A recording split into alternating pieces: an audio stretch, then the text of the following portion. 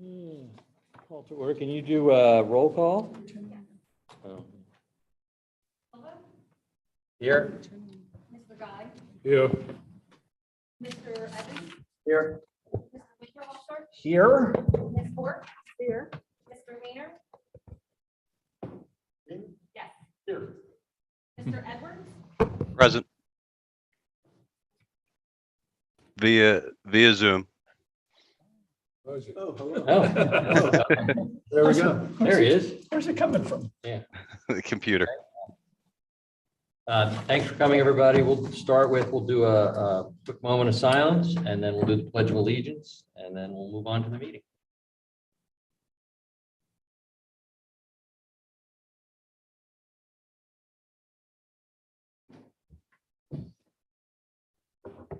Pledge allegiance to the flag of the United States of America and to the republic for which it stands, one nation, under God, indivisible, with liberty and justice for all.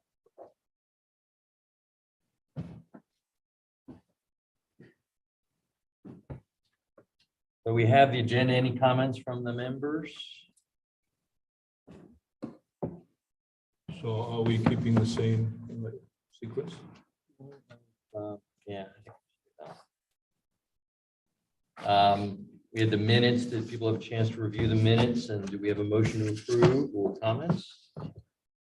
I'll move to approve the minutes of the meeting of March 29th, 2022. Do we have a second? Second. All in favor of approving the minutes, say aye. Aye.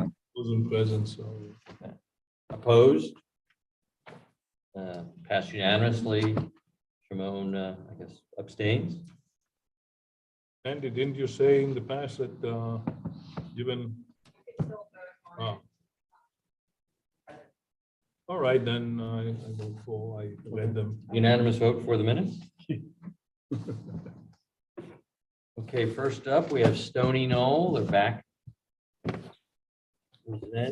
Before we start, Dave, I'd ask, can you, just so we know before we kind of get into it, which items are waivers? They sort of seemed interspersed, and I.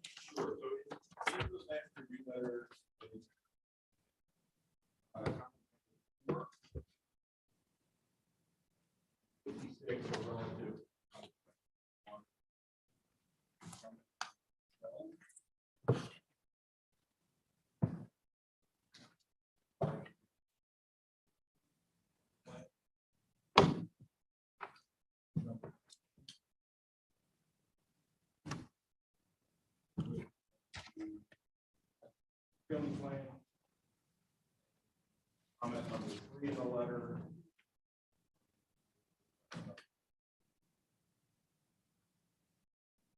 Under the subdivision and land development, so 3 and 4 are both.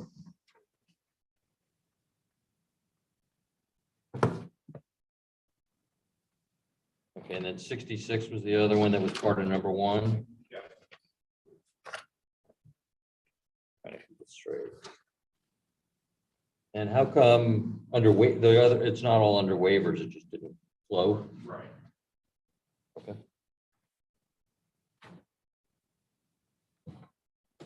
So since it's a substantial letter, do you want to just kind of give us an overview of what's open still and what we should focus on? Most of the comments in the letter have been either resolved or they're just there for some pending.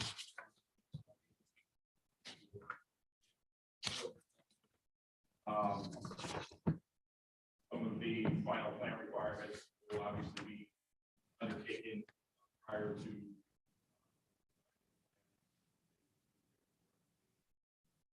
there are a couple of comments that I did want to point out and warrant some discussion.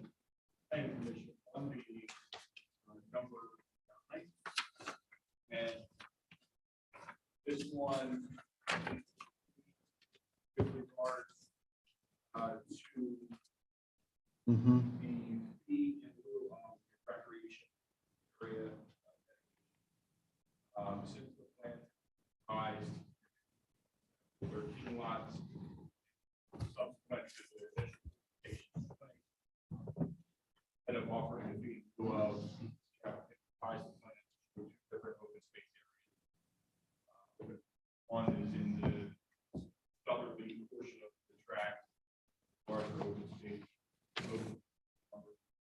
2 is 0.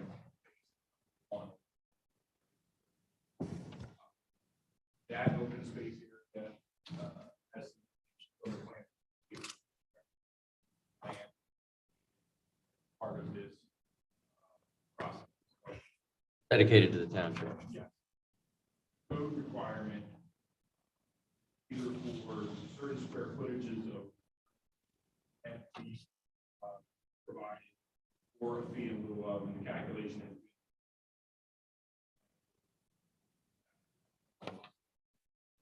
formula is shown up in the recreation, the language in the code is a little ambiguous with regard to what type of one reference to quote unquote active recreation area, and there's no definition in the subdivision of an ordinance that I can find. What would that mean in another township where say they had a definition? Typically, it's more of a higher impact type of A field, a sports field, or a, So, in looking at the comprehensive plan, that describes passive recreation as low impact activities such as picnicking. And it also describes active recreation as high impact sporting activity. So, for consistency purposes, I think referring to an active recreation, Aldo would be on.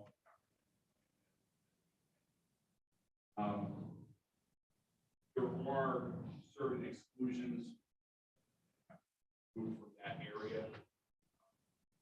There's plenty of area.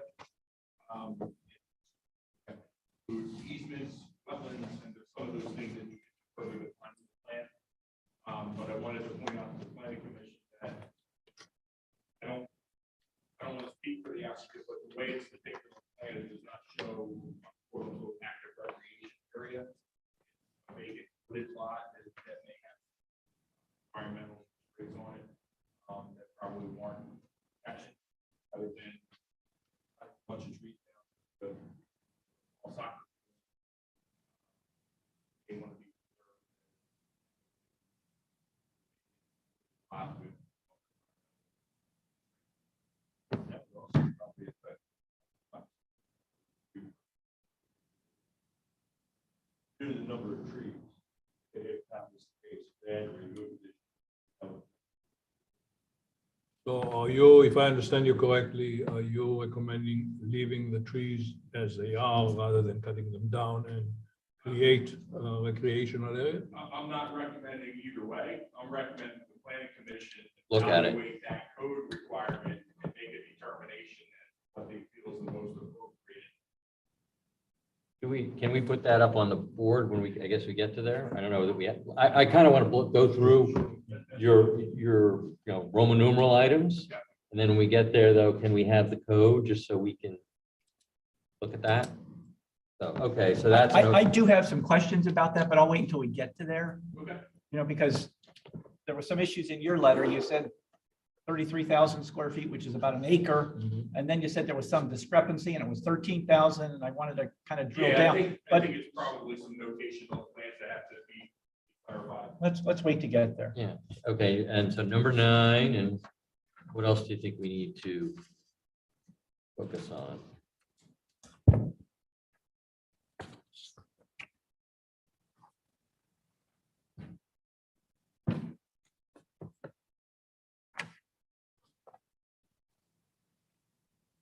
About 20.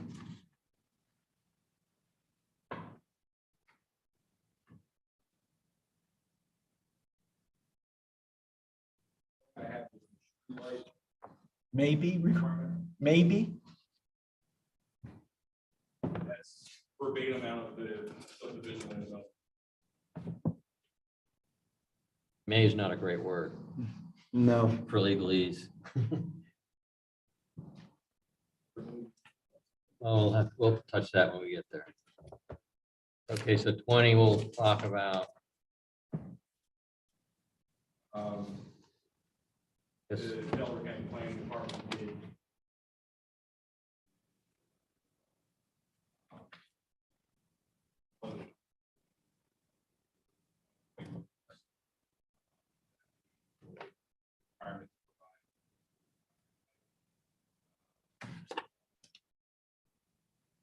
letter initially said that there was no issue with that. Private.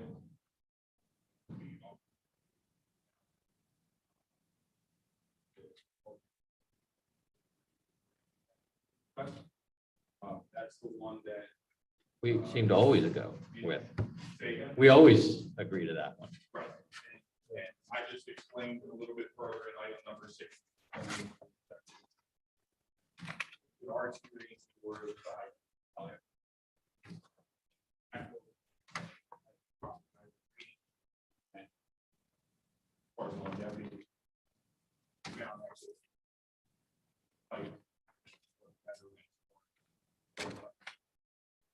What is proposed is HDPE, right? Yes, correct.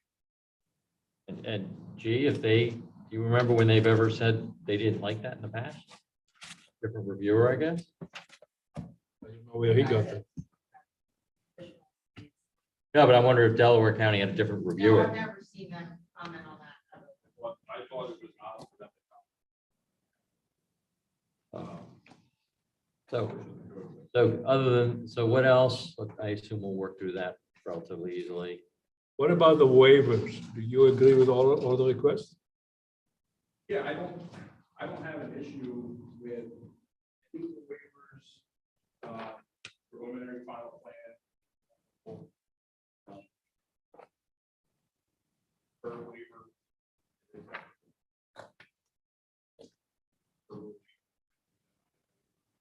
We're completely agreeing. Completely makes sense. One that is going to warrant some discussion. Leave the fire marshal did better.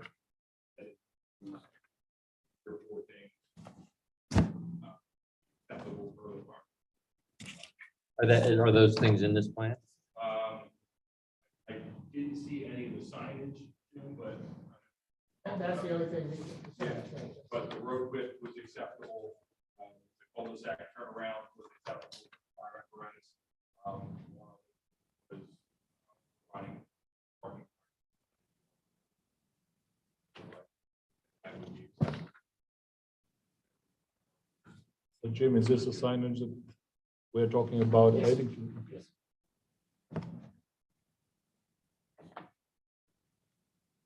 Is that it on your letter that is sort of, Yeah, I mean, that's really it as far as making the real substance.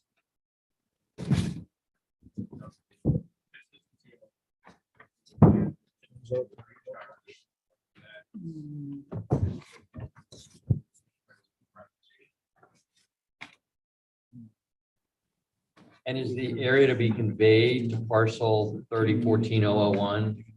That's new, is that new? No, that was in the. That was in there, just I don't remember, okay. Wasn't in the 27 lot, but it was in the initial. In the prior presentations of this, okay, that's not new. Okay, so of that, you want to do You your, understand? Yeah, I understand. you want to do a presentation, then I think we're going to need to walk through more than just what he discussed, but why don't you give us a preamble? Well, last time I was here and. Good to see you guys. You're a regular. I'm kidding, yes. So the last time we were here, we had 13 lot subdivision. We got Dave's review, brought it to him, sent it back to Dave for review, that's through all the list. I will say that I also had several conversations. Chris, we're in agreement, I just gotta get a letter from him. Also had several conversations. Heated about the length and accommodate that. We'll say what's different on the plan is that Acre, out whether or not we need to extend fire lane, the water line from circle all the way up to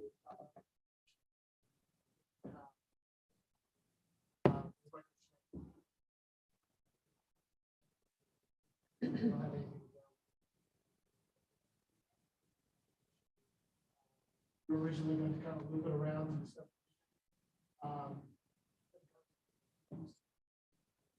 All this that you can around that end and expect to have. We're working on that with that. I don't think that's. So, and if we want to start on the letter, that means open space. We had 27 lines, we're gonna have a lot of open space and all the woods were and oops, we didn't really think that was. Don't need recreation. When we had that little piece down at the corner, we figured, hey, there's a 33,000, actually, a little bit more than that of 2-acre area that wasn't being used. We said, okay, why don't we make that the recreation? So that was our intent. After that conversation, we're in agreement that Filo is probably better for the little small areas that aren't going to fit a soccer field or anything like that. So we're going to agreement with it, change our mindset. We won't put recreational on that open space in the corner, and we will do it. So there will not be recreational space. So let me understand, you're keeping the trees in place or? No, to be honest with you, I don't think we were ever going to take down the trees. I thought there was enough area that we could have put in the area, 13,000 square feet by calculation. We could have found a way to do that, but we just figured that, with all the discussion about you turn into something that's going would be more of a burden, and we just figured if the township wanted to feel low, we just. I think I'm looking at page C121. The corner lot says 2.335 acres. It says proposed 13 square feet, 2.335 acres is probably 105, or there is 107,000 100,000 square feet. So I'm trying to, a lot of numbers have been flying around. So I'm looking at 100,000 foot lot and a 13,000 foot rec. Space. Actually 20, because 20. It's what, excuse me? 20,000, I believe, is the. I'm just reading what it says on the plan. So what's the rest of that lot? It's mostly, it's got some wooded areas, it's got some. Oh, so the wooded area won't count. So what you're calling the recreation is just a part that's going to be carved out. So 13% of the whole lot will be, it's 100,000 feet, it says. So it's 13% will be the rec area. How you're doing that, so. That's what I was trying to understand. I just. But that's out now. That's. Completely out. I think that's out. I think Yeah. we're basically saying we don't need to do that anymore. We'll go back to our. Oh. original fee. So only because, I mean, if you had a recreation area at the end of the development, do you envision the public coming in to use the recreation area when you have 2.7 acre properties on the entire street? Well, to be honest with you, that was our way of trying to interpret what the comprehensive plan was, and it just wasn't working out. Right. So with Dave's comments and talking with my client, it sounds like a better way. And that area would be Open space. open space. Nothing. Right. Whatever the woods are now, the meadow, and there's a little bit of Which maintaining open space is consistent with the comprehensive plan. Right, and there's a little, and I might just be missing the boat tonight. So the back space, you're leaving all the trees. And that's not open space anymore. Well, it's open space because it's not part of the lot calculation. So it's Okay. open space. But it's not public. No, Correct. well, it's. That's what I'm- wooded. Right, okay. I mean, I see it does connect to it's a very small area, it connects with the cul-de-sac, so presumably it could be accessible. Okay, I'm fine then, I understand. It's unusable Logo. space. It is. It's unusable And space. then you Right. get into parking issues and everything. So back to the front piece. Will there be any access? Will there be any recreational area at all there? No, it's just gonna be what it is. It's just gonna be, Just wooded area? I mean, it looks like it could be access from Hunt Valley, but that's not I think that's a private community. You don't have access to their road. Correct. To access your front here anyways. You're not planning a curb cut. So, okay. So that'll be the fee in lieu, just to kind of bring the conclusion. So Dave, number 9 then is completely changed. Okay, Fee in lieu. Okay. makes it easier. Next, I think the next one was, discussion, streetlights. I think we want to go a little. we wanna- Okay, fine. Yeah.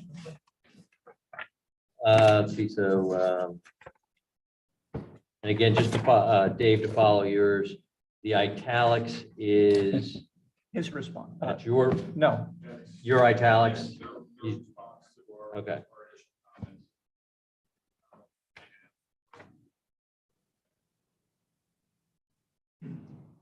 Okay, so a few, number one, there, but I guess a few things missing. wait, can you just explain number 1? What's this 1 to 10,000? Because I'm not catching on to that. There's an Somebody. error of closure that's required for outbound property. Error of closure. What does It's that the mean? accuracy Whenever of the the survey. properties are described by means of bound. When you start at the point of beginning, you read the legal description, you have to come all the way back to that point of beginning. That's the close. Those 2 points have to Right, makes sense. typically because of order of magnitude of how many decimal places you take things down to. There's going to be some very little bit of disconnect at that closure. So for every feet or 10,000 feet of property outbounds, you're allowed 1 foot of error. So when you're looking at an overall large tract, that's a pretty full have an error closure. Like somewhere around. There's a very, very small error in acceptable part of land survey. When you get into the subdivision itself, when you're creating new lots, you should have very small. Redraw the. So comment number 1, there's a chart on the plan that shows the error of closure. I think over, I think. Is it a typo or a measuring mistake? I think it's a typo because all but one of them are off. And it looks like it changed the decimal point and add 1 more 0, push it out. It would pop. Yeah, I was reading that's a survey question on that. I will correct whatever. I understand it, and since we're creating a lot, there should be really no. Yeah, push it so, off. right. When you close it, you get it, yeah. So you'll make sure that's right. You're good with that one. And I Just, think, as I was saying, page number 2.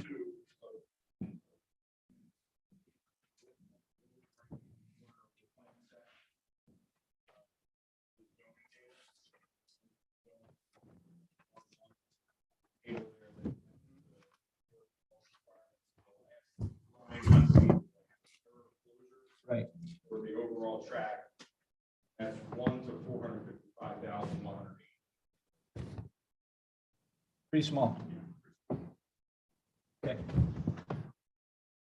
And if the overall track is that close.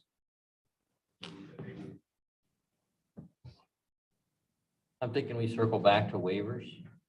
Let's try and kind of get through, and then we have 4 waivers, I believe. We'll try and wrap those up at the end.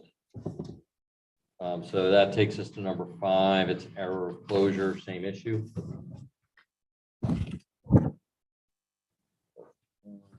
Yeah.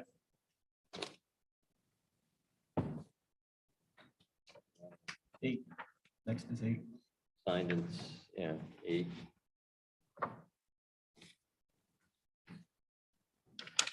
Is there an issue with? The sewage facilities planning module. It's submitted. There's that planning module that needs to be signed off by the planning commission. We're A. County planning? No, no. Two. Us? County planning also will have. And basically what the component 4A is, it tells that the application is consistent with the township zoning. From it also goes into a little bit.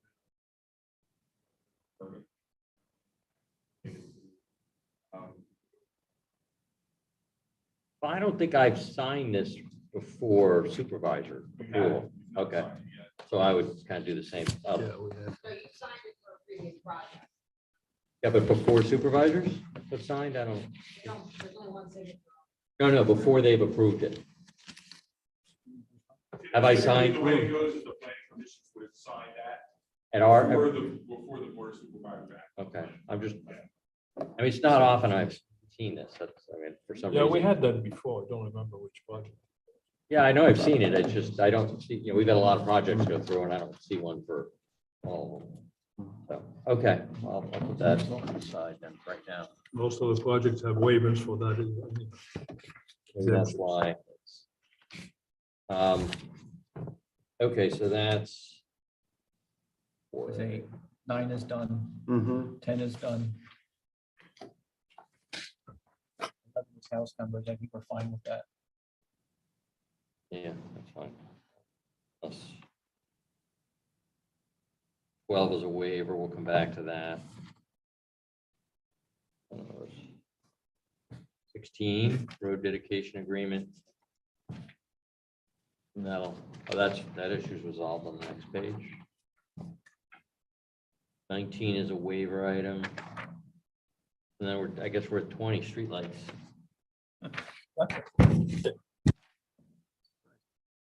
Can you call up the code on what's, just so we can look at what their streetlights are supposed to be doing? Can we get it on the screen?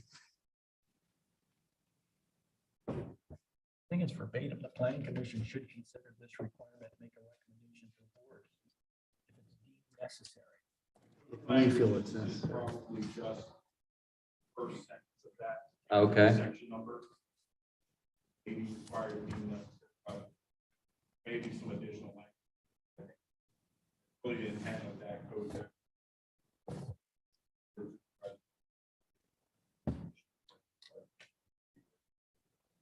Subject to our recommendation. Yeah, again, I don't, code section itself doesn't have any conditions to consider this requirement. That's from me personally. Name on it. We're doing it. So is this a discussion among, Jim, what's the property owner's position on this? I don't think it really matters, to be honest with you. I've been in- Thanks. Well, I don't mean, That to plays be- a I role. don't mean to be favorite, but I've been in this business for 20 years, and it's so funny how up the same township will say, yes, we want streetlights, and then we don't want streetlights. So that's no streetlights whatsoever, some of them do. It really becomes a personal decision on the PC. I don't think, Jim, do you have any preference? No streetlights. As a matter of comparison, some of the adjacent neighborhoods like Valley. They're older too, right? Yeah. And is the lot size about the same? acre and a half? So these Acre, are even acre and a bigger. half in Echo Yeah. Valley. Yeah. We have lights in Whitehorse? We have lights in Whitehorse? anyone? There are a couple lights in Echo Valley. Very limited. Intersections. Right. Well, if we have lights, does it specify a spacing? Or is that totally, I mean, it's just like an open? Was there something in the code? I don't recall off the top of my head. The issue with lights would, the concepts would be, is it needed for the provision of public safety? Is it needed for safety people coming in? The residents, if they want to put in streetlights later, they can do that since there's a homeowners association here. So it's really, do we recommend as a commission that streetlights should go in? And I don't know if other similarly situated communities or developments don't have them. I'm trying to think of other. Toll Brothers does, Yeah. doesn't it? Yeah. Like, Yeah, it's much tighter though. Pulte does down around the and corner, they have sidewalks and something. Yeah, all of them, yeah. I know it's. What it's.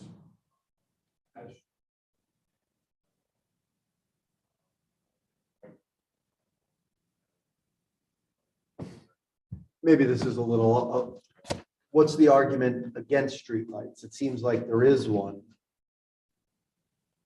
What's If you consider the developed 2.5 acre lots, fair? 280 feet of frontage.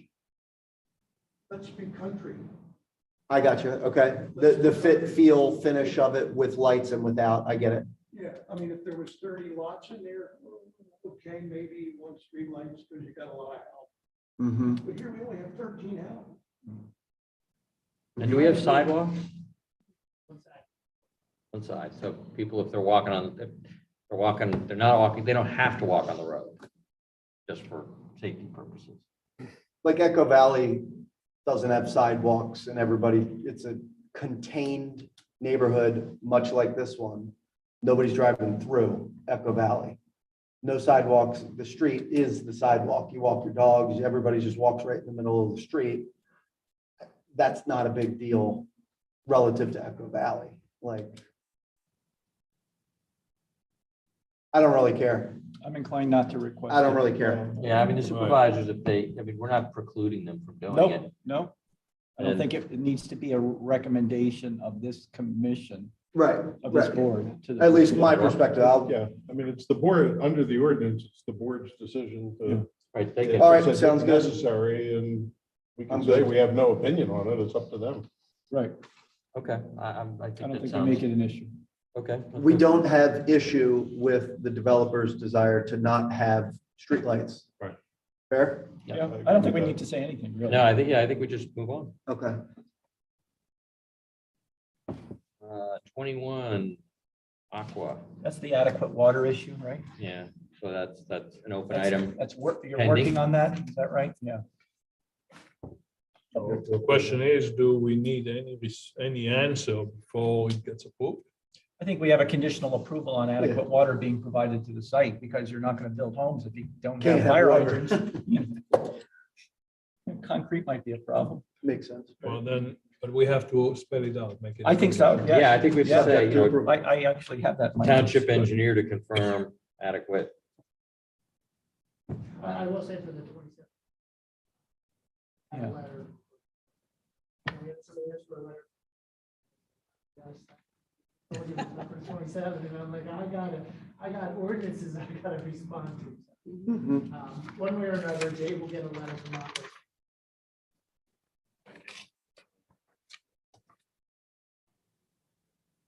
All right. Okay, 22. Low pressure sanitary. It's just changing the name, right? Yeah, so the Carl Key Fire Marshal, one of the concerns obviously is I talked with Jim about it. We're taking the dead end water line from Ocean Road through Echo Valley up through Love Valley to this development, so they're going to tie in, I guess, the pipers. But the flows that Aqua is looking at are just for flushing toilets and taking showers. I don't think they've given you fire flows. They, we asked for a fire test.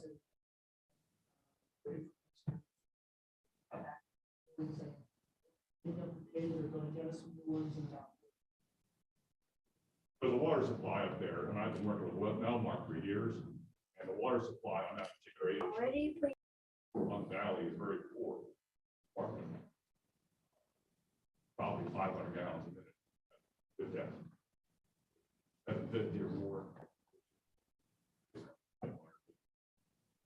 So, it's an issue, and we need to, and we've had outages, the line is broken, on Goshen Road, so we lost Echo Valley as well as Melmark, all the Hunt Valley Lane people and Hunt Valley Circle people, and we had one just last year on 52 to 60-inch water line broke. All the water pressure dropped. I live in Echo Valley. Yeah, you can lose water up there Mhm. because it's a dead end pretty much for Rockwood Farm Road. That was my biggest concern with Aqua generally looks for, you know, to flush the toilet and take a shower, not the fire. It's Okay. a lot heavier. Oh, and like I said, we're talking about. Yeah, that'll be a lot better because now we got 2 ways to be. And Be nice to take it bottom first. Point that out. So on the engineer, on Dave's report, it said that the water has to be conditioned on both potable and fire. So I think we're covering that point. And any type of recommendation would be conditioned on, you can certainly have fire hydrants. I'm sure you wouldn't want to build houses without. Without, yeah. They'll be able to achieve it one way or the other, it's just a matter of where the connection is. And once Aqua weighs in with those, flow and pressure, fire. Let me back up a second too, maybe some ignorance here on my part. If it's coming through Echo Valley, Melmark, Hunt Valley Circle, up to this development, right, that's more capacity. The real approval is, can it handle all of that? Like, is that going to affect other neighboring neighborhoods' water pressure? And if it does, that's a problem. Fire, you're gonna have somebody. Well, if there's a fire, I get it, like, fine, As yeah. far as the local water is concerned, if anytime you have a dead end line, it's more of a concern. And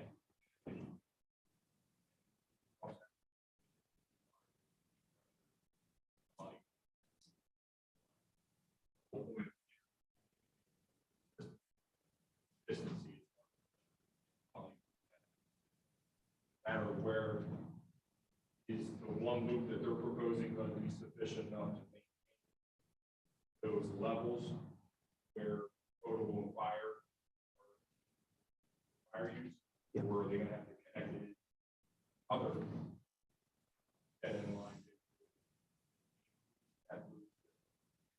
So say they get thank you, say they get approval and, you know, everything's consistent, then it gets built, then it's executed, and there's a problem. What then? Shouldn't be a problem. I understand, I'm just saying, like, just a fail safes for neighboring. Yeah, there should be a problem. If it does and there is a problem, I don't know what the resolve is. I guess you have to go back to Aqua and talk to them and say, hey, look, you know, you gave us a certain number that we were going to achieve. We're not hitting that mark here. It's got to be resolved because we're not meeting. How do they then resolve it? Increase pressure? I don't know that they could. You know, it may involve. Am I making something out of this that I shouldn't be? There's Yes? always a Okay, possibility. fine. I think it's probably remote, but there's. Got you it, know, move it's a on. concern. Yeah. Yep. 22, Just as an aside, we're talking $200,000 What? to take that line up to Waivers. Okay. 200,000 for 17 months.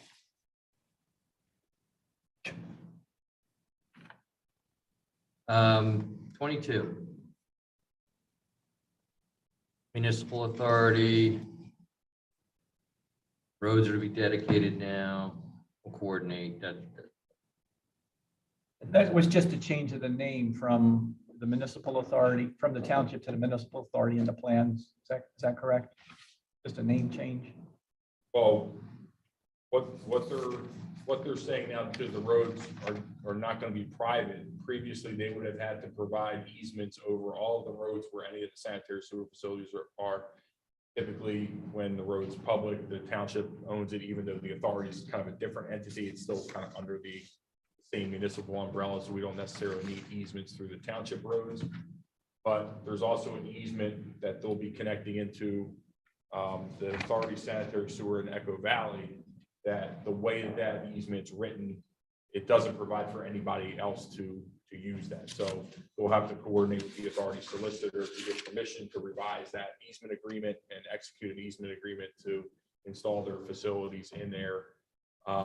If the authority obviously accepts dedication of that, then it's a moot point, because they'll enter into an agreement that, you know, once the facilities are installed and inspected, they pass inspection, the authority will take dedication and they won't have to revise the easement. So Jim, you're agreeable to complying with all quasi-municipal authorities for the purpose of approving the development? I mean, that's kind of standard. 23.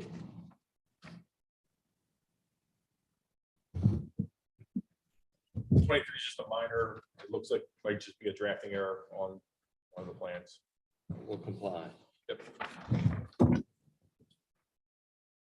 You need to say anything on that, on 23?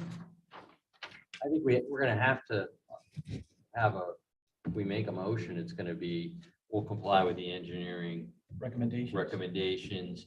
And it looks like we're gonna have a lot of specificity to follow that, but we'll try. I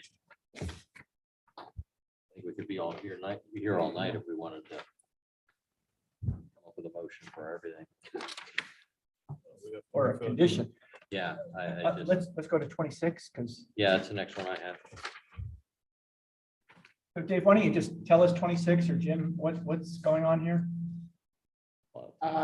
Basically, 26 talks about how the basins, the emergency spillways in the basements are close to the houses along there. But we devised something for the emergency spillway. Instead of letting it just come out over a spillway and down the hill, we're going to put a structure in there. So as if the main basin fails and the water rises, it goes into another structure as opposed to pouring down the hill. It's done a lot of times, or it's starting to be a lot of times because people are objecting to having water coming from a basin going downhill. Because sometimes there's a house downhill, but if you're at the bottom of the hill, there's no other place for the water to go but downhill. So this is kind of a compromise on emergency spillways to say, okay, we're now going to start piping some of this stuff and getting it away from any threat to a neighboring property. And you're saying the hill leading down into Echo Valley, Yes. is that structure visible?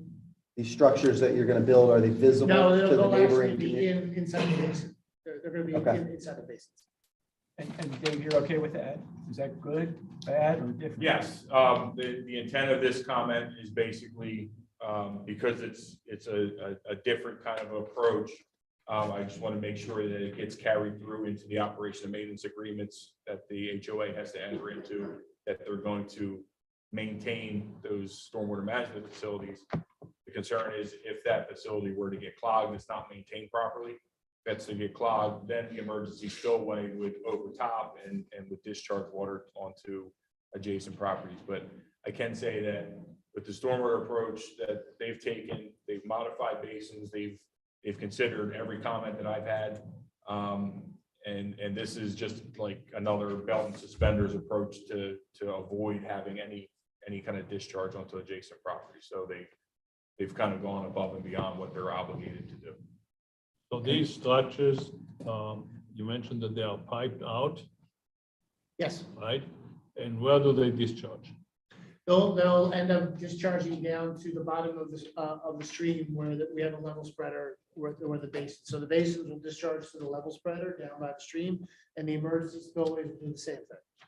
So this will be a concentrated outflow through a pipe, right? Yes. And do you, since you haven't yet submitted for the NPDS permit, do you anticipate any issue with that from the perspective of soil erosion because it's concentrated, or? We have submitted to MPS. We submitted to MPDS, I think, 2 weeks ago. So we're just waiting for DEP to review it. And we had conversations with DEP about this. And the idea of this is, even though it's coming down in the pipe flow, when we hit the level spreader down by the stream, it's like 150. So the pipe will come down to an inlet, and then the inlet will have an open pipe encased in stone. And so the water will disperse along 150-foot long pipe and then just kind of bubble over and do shallow flow down to the stream. And how far is the distance between the level spreader and the stream where the water will go? Well, that's an interesting question because that's what we're having conversations with DEP about. They're the ones that are dictating stuff like that. So right now it's 100 feet because they don't want us going closer than 100 feet to the stream. Although they do recognize that the level spreader should be as close to the stream as possible. They don't want it close to the stream as possible. And that's what we will deal with when we start getting comments back from the NPDS. All right. Well, you have to go through the NPDS anyhow. Yes. Okay. 27. easement for the tributary to Crumb Creek. The code requirement is that anytime there's a tributary that traverses a property, there's supposed to be an easement identified on the plan. We're basically committing that as they go through this NPDS process, considering any of the DEPs and the County Conservation District's comments, they will add that easement to the plans at that time. That's a will comply. And PDS, ES is next. Being submitted, Yep, that's, will comply. that's what we just discussed as far as their submission to the DEP and the level spreader issue. 29 is similar. That's submission to the County Conservation District for their erosion and sediment control permit. Will comply. Number 30 is they did some additional infiltration testing to support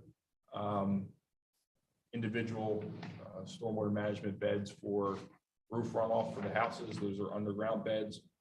So they provided a summary in the stormwater management report. My comment is just that once the detailed report is provided, I just want to verify that it's consistent with the summary that was provided on the plans and in the calculations. So that's Will comply. yes, will comply. It's a minor issue. 31. 31 may end up being a comment from the DEP and the Conservation District anyhow. Just commenting that the inlet should be sumped, have an 18-inch sump to allow sediment to drop out before it gets into the infiltration facilities. We're currently providing a 6-inch sump in the inlets on the plans now. Because it's a high-quality watershed, I think he's probably going to make a comment on that anyhow. So it's our Will recommendation. comply, whatever they want will comply. Number 32 is a similar code issue with regard to the riparian buffer and the easement comment on number 27 above. So we'll need to show the easement or deed restriction on the plan once they get comments back. Number 33, I couldn't find the level spreader calculations in the stormwater report, so I'll get it to you. I had some questions on the calculations in the last set of submission, so that's a minor issue. So will comply. 35. Similar to the level spreader, swale calculations that we provided to support the dimensions and design of the swale. That's a minor issue. So all of the stormwater managements that have to go to various entities, if That's there's an correct. agreement to comply. Yep. Then Yeah, kind of takes care of them all. So do we want to just kind of give us the numbers that are will comply? Is that kind of unless we have something? Wouldn't they dovetail into if they're asking for conditional planning recommendation of preliminary and final would require proof of submission to all these quasi bodies and compliance with whatever is required. So we can do it in kind of one fell swoop on all of them. And you could essentially just say that, you recommend approval of the preliminary and final subdivision land development plans to the board, contingent upon satisfying the comments in the May 25th, 22 letter, the satisfaction of the alternate township engineer, and leave it at that. And then you Yeah, And that's the what we- ancillary bodies too. Yeah, right. I mean, he's gonna need them anyhow. if that's I have what a comment in the letter that says that we're expecting reviews and approvals from other entities, then it's going to have to be complied with as far as this letter is concerned. Right. So I'm just trying to move it along. So to the extent, some of these are, it's an outside entity and one way or another will comply, and we're going to lean on the letter and say, to the engineers, what the engineers finds acceptable. So can we go through and say, 36, 39, or they will comply? I will tell you that at this point with the letter, we'll comply with all of it. If that matters to how you're going through how to come up with a I mean, there's gonna be a certain number of items we need, with the waivers, we want to talk about, and we want to, we're gonna want to comment on maybe as additional items in the motion, assuming we make it. So, to the extent we're just reading through and it will comply, I think we probably are inclined to kind of pick up the pace and, Yeah. So 35, 39, Yeah, 37, 38, 39 are resolved. 40. 40 is just a minor discrepancy. They'll comply with the revised order calculations. 42. Yeah, similarly, it's just a consistency discrepancy. They'll comply. And I have 43 on the next page is the only one that's not resolved. And that's, This is nothing. Minor grading issue that's easily resolvable. okay. I think you have 39 is not resolved. I think it says it's resolved.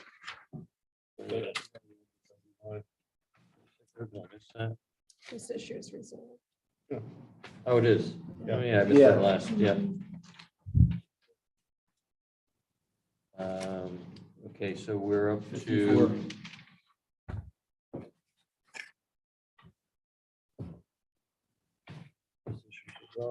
54. Yep. Sewage planning module. Well, that has to be resolved, obviously. Yeah. So that Subject to Yeah. results. Official recommendation of compliance. 5. We go to our arborist next.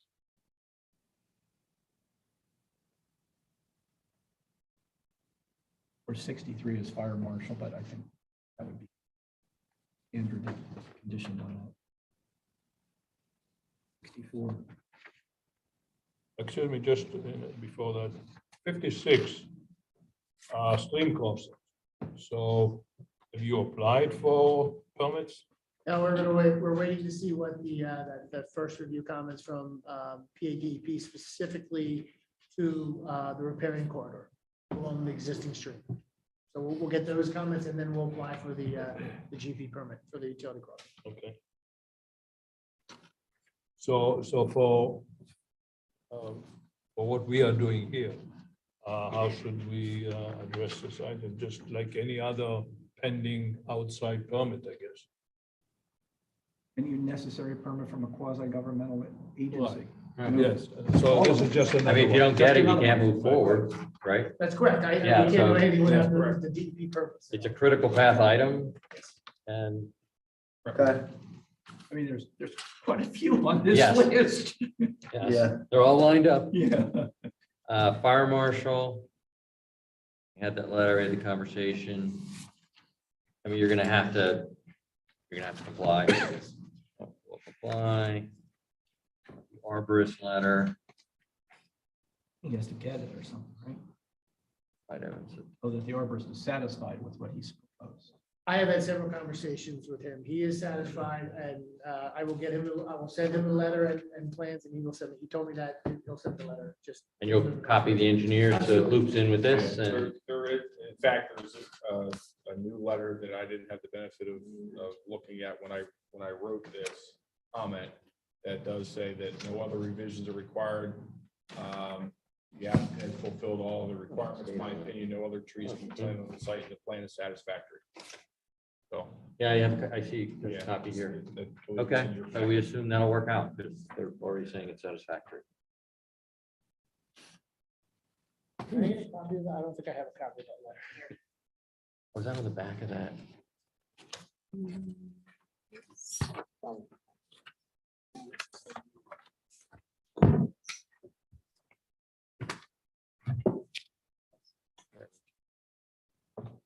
There's a couple Copied of on them. both sides. Yeah, it should be on the back of the pretty nice picture of.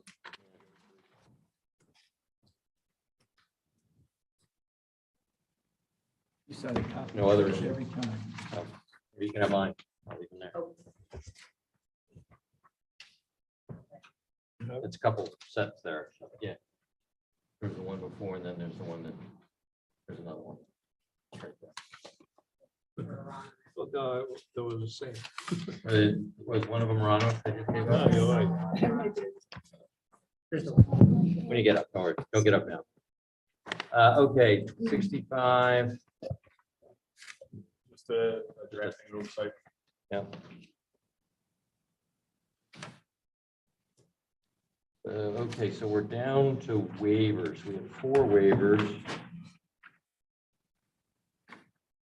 Yeah, but only the first one's in 66. Yeah, they're sort of spread out. Buried, right. 12, 19, and 3, he said.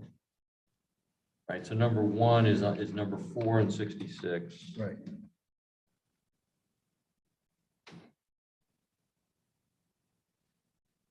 Is that that's the combined, and I'm looking at this No. Stantec letter? No, 66 is the culvert drainage pipes. Yeah, this is tribute. It's, Yeah, I'm okay with what we've always agreed to that. Yeah. Okay.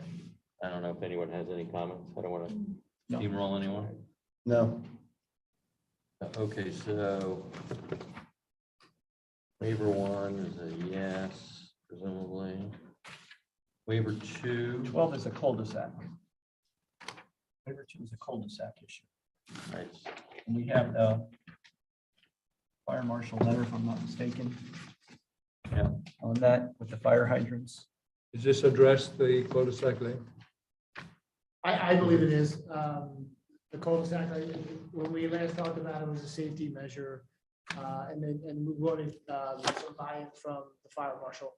And we actually increased the road width 27 feet, from 24, and increased the diameter of the cul-de-sac itself to comply with the new fire ordinances in regarding cul-de-sac lengths greater than 700 feet. I believe I said that correct, did I? When increasing the cul-de-sac length greater than 700 feet, we increased the width and we increased it, yes. Yeah, the turning radius is okay with the cul-de-sac, the largest fire truck. Okay, Are you satisfied with that now? yes, it's 27 feet, I think it's around the post one side, is that correct? Yes. So the code allows you up to 24 feet, you have to post both sides, no marking. Once you exceed 24 feet width, you only have to do one side. Once you go over 32 foot wide, you know, with the length of the cul-de-sac. Ordinances of 700 foot, I believe, is the actual length of the cul-de-sac. The International Fire Code allows you to make exceptions, provide a certain. okay. So we're being requested to give a waiver of The length of the road. the length of the road. From 750 to 1700 and something. Correct. Or a cul-de-sac. For a cul-de-sac. Number 3 is number 19. Curbs. We've discussed that. So you're gonna have a sidewalk on one side, no curbs, and it's gonna some kind of swale. Swales. And then back at the beginning, as I recall, number 4 is number 3 in the engineer letter. Yes. Preliminary. That's just making That's it, preliminary. And that's Final. just combining the two. yeah. Well, I have an issue with that, just I'd like to point out. Normally, when a project is submitted, there is a preliminary and then final. And we usually combine them when it is requested, if it is straightforward, in order to shorten the process. However, in this case, and this is why there is a separation. So if additional outside approvals and permits are required that may cause some kind of a problem, this is why you are asked to come again for final. And I wonder if this is such a case. You still need, the NPDES permit is a major permit. And the planning modules also is a kind of a major permit. And I wonder if this doesn't call for a waiting period, not in order to extend the time, but in order to be able to receive those approvals before you go back for final?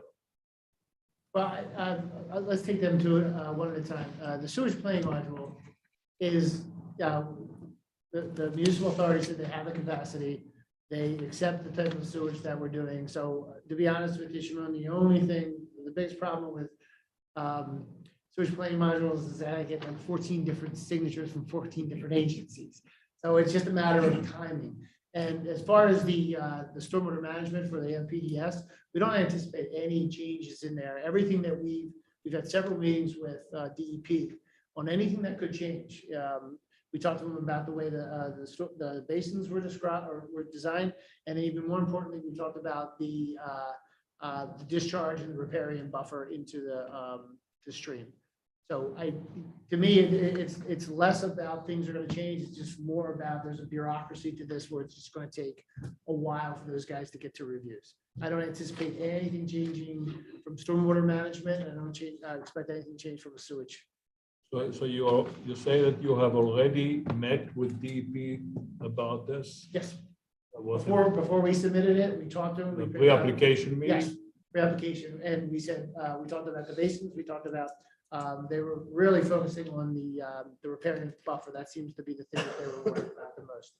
And that is reflected in the design on now where we show 100-foot repair corridor and a 150-foot corridor, and how we maintain all of the existing steep slopes and the wooded areas down there. That was all based on our conversations with DEP on what they were looking for with respect to the discharge to the stream.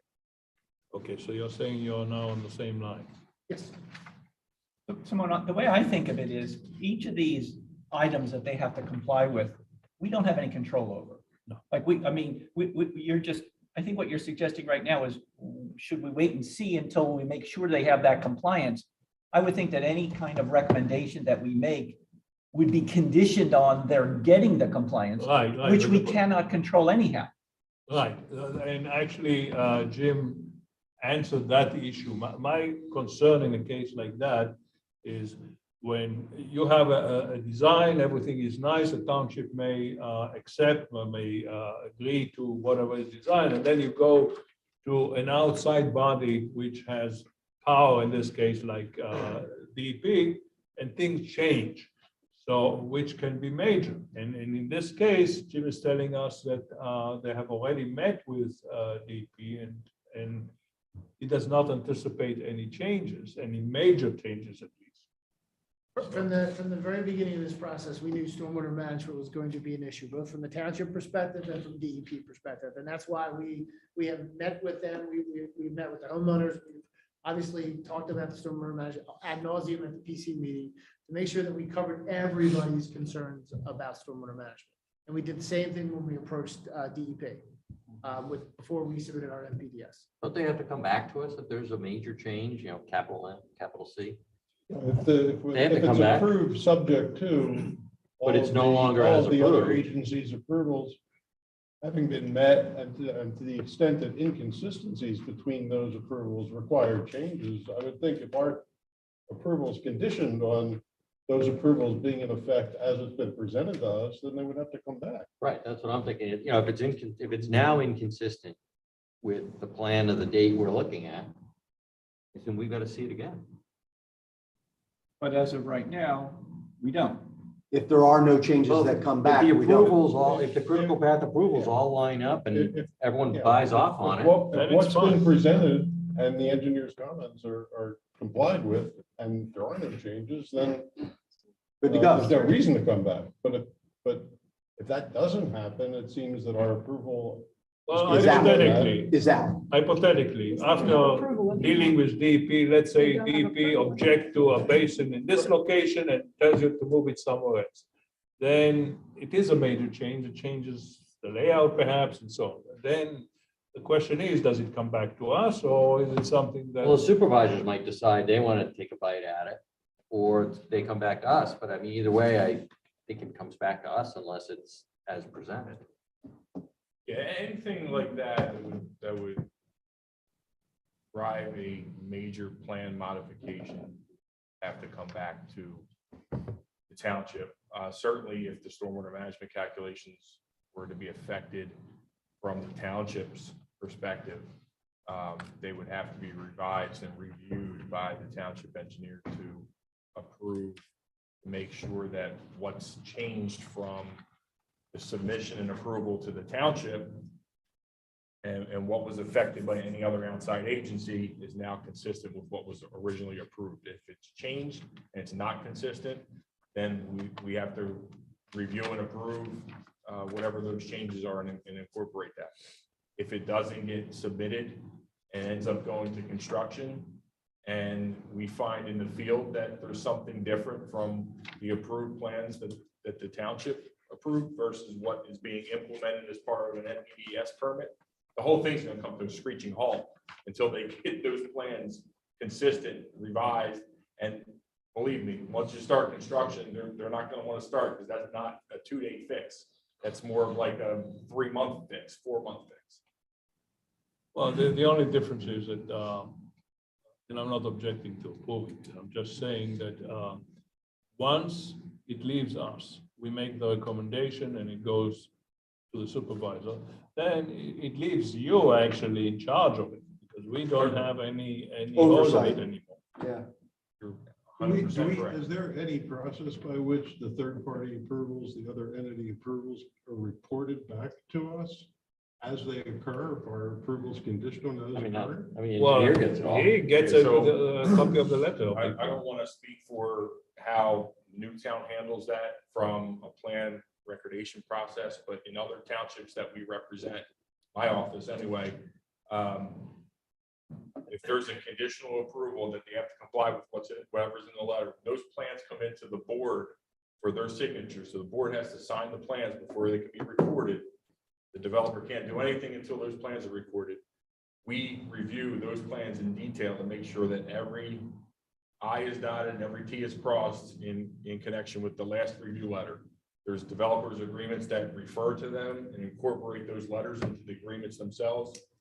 And financial securities has to be posted. And then once we say, okay, everything's consistent, the NPDES permit plans are consistent with what we've approved as far as the stormwater and erosion control for the township. You know, all these other things have been addressed. Then the board, we tell the board that they can sign the plans and give them back to the developer and go. And presumably you're going to play that role all the way through. So it's not just what you do. That would be your Yeah. intent Now, I'll for Newtown Township. certainly I'll lean on Andy and Steve just to make sure procedurally I'm following what the board's accustomed to. But yeah, I mean, that's typically what we do. And there's signature lines on that recorded plan before they leave the office. Everyone has to sign off on it.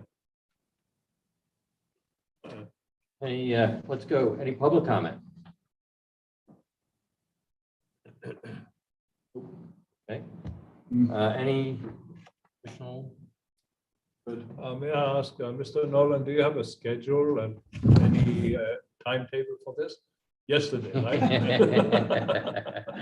Interest rates are up. Before the market turns, Yeah. the market's very hot right now. Yeah. Oh, you want to make a motion? You seem to I'm have not a touching hand. this one. Yeah. I think our man right That's the here penalty for possibly. expressing Concern. concern and a good handle on it all. Yeah, well, Mr. Chairman, I wish to make a motion to approve what I guess would amount to the preliminary and final approval of the revised plan for the Stony Knoll development, subject to compliance with and confirmation of the various requirements outlined in the engineer's letter dated May the 25th, 2022, which would include compliance with the various quasi-municipal authority issues that are outlined in that letter. And in addition, I would request and certainly recommend that there be a waiver, actually 4 waivers, contained in this recommendation for approval, which would include item number 4, which was, I forget, the piping issue, allowing for the allowing for the highly density polypropylene pipe, HDPE, is that right? Yes.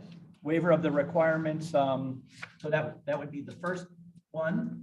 The second one is number 12, or outlined in paragraph 12, which would be a waiver of the cul-de-sac length.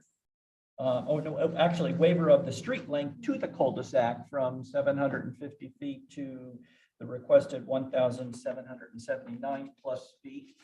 The third waiver recommended is the Planning Commission recommends the waiver of the curbing requirement under section 148-35A, based on the swales existing on that circumstance. And the fourth is, am I good here? Number 3. The fourth requested waiver is allowing for the obligation of the preliminary and final approvals to be applied for and made at the same time, consistent with 148.12B to lowercase e for concurrent approval. With all that being said, I would add one more. Go ahead. I think we need to say that they have changed. They want to do a fee in lieu. fee in lieu of the recreation modification, areas. right, the fee in lieu of, instead of the recreation area, and certainly compliance with the fire marshal's letter of April the 28th, 2022. Then what about the arborist? Should we? I think, sure, yeah. We can add that. Well, the arborist compliance as far as reaching a confirmation from Mr. Hosback of Rockwell Associates that the trees are consistent with what has been agreed. Sound like we got it? Do we have a motion to approve? Yeah, well, there is a motion. We have I a need a second. second. We have a second.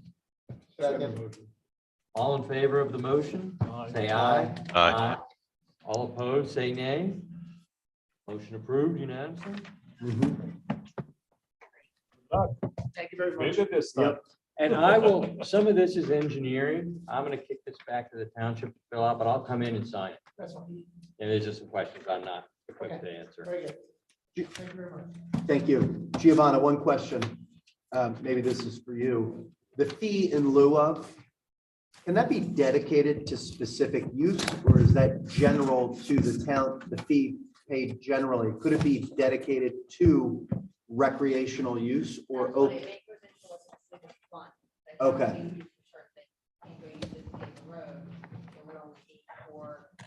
Recreational, purchasing land, buying Got land, it. maintaining. Good. land. All right, great.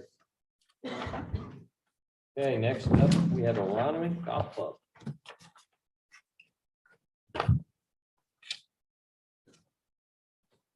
And is this an official presentation or sort of a, here's what we're thinking of doing? Only, I don't know. Okay, I just went in. Yep. Okay. I mean, sometimes we've gotten, here's what we're thinking of doing kind of presentation.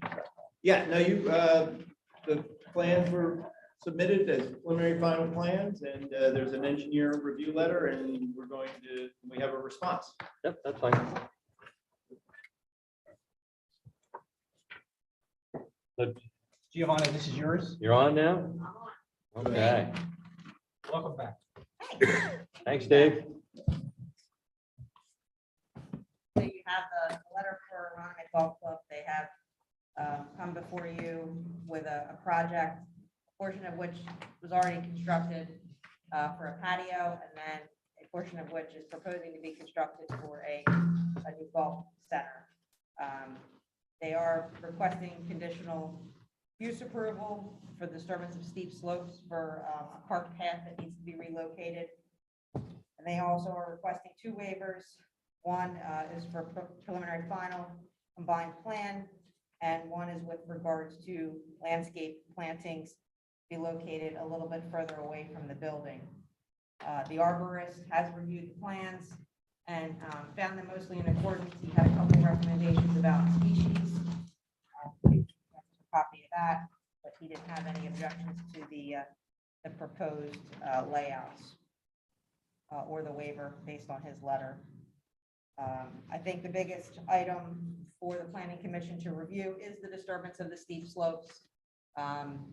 We've asked the applicant to provide some additional clarity on the amount of disturbance and even to take a look at the layout of the site, potentially seeing if they can make an adjustment to limit some of that impact to the steep slopes.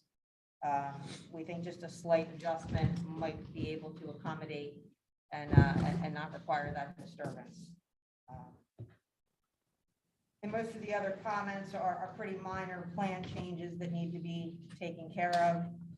We need some infiltration test results that we have not yet received. And then there was one comment with regards to zoning and accessory buildings on the site. And I'm not sure if Annie's seen that, but they have other accessory buildings around the property. Obviously, I'm not sure how they typically handled this process in the past for these types of structures. So those are kind of the hot button issues, and I'll let them speak to some of them. Okay. All right, yeah, good evening. May it please the board, my name is Mark D'Amico. I'm an attorney in media and representing Aronimink Golf Club. With me tonight are John Kluver, who's the project architect, Brett McKay, project civil engineer from Chester Valley Engineers, Sarah Leon, who's the owner's rep for the construction, and Bill Berry, the president of Aronimink, is here as well. So Aronimink is about a 300-acre property. It's in the R1 zoning district. Bulk of the property was acquired by Aronimink about 100 years ago, 1926, and the golf course opened in 1928. So the property's use as a golf club predates your zoning ordinance, which was adopted in 1938. Just last month, Aronimink filed with the township preliminary final land development plan, as Giovanna just said. And before we did that, I did appear before the township supervisors in November of last year to give them a little preview. Aronimink's been working on these plans for several years. So as Giovanna said, the plan has been reviewed. We've got a response letter that we will hand up and review with you, and it's generally a will comply. The Rockwell Associates, well, there was just a couple comments, and that's a will comply. We will change the species.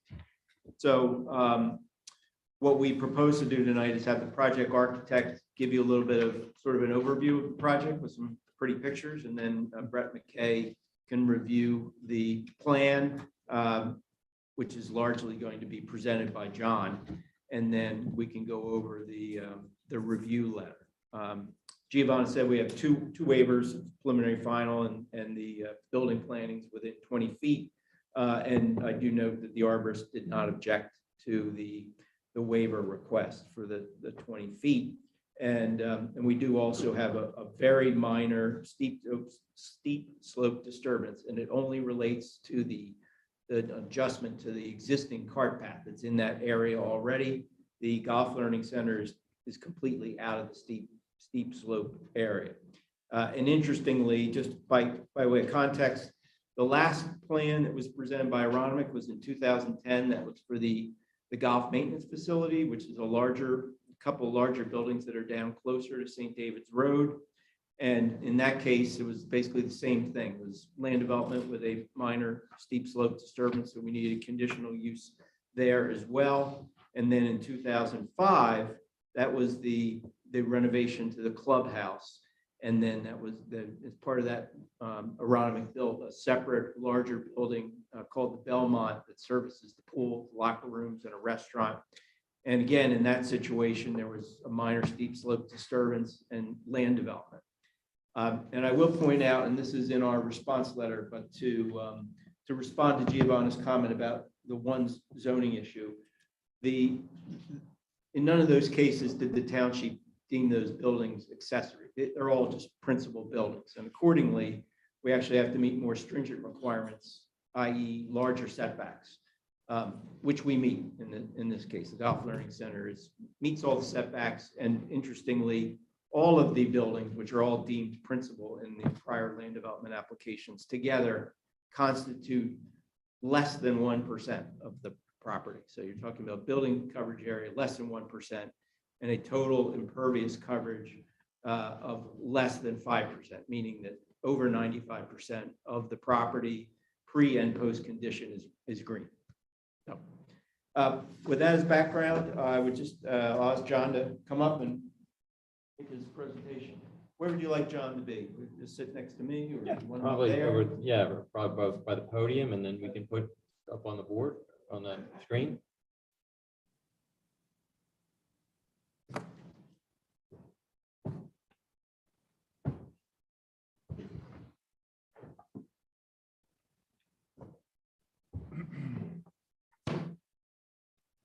Oh, good. You got that on the. Great, thank you. Same thing on the TV screen. We weren't sure, but we were gonna make. Thank you. Thank you. Thank you.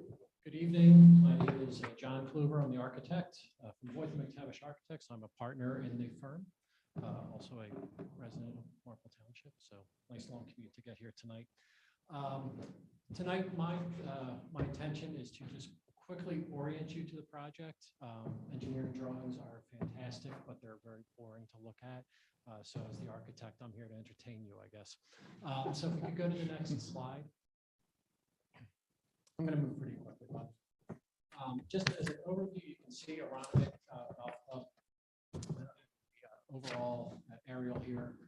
You see three tiny orange dots on the top center of that image. Those are the three project areas that we're going to be talking about tonight, just to kind of give it a sense of overall context. If we can go to the next one.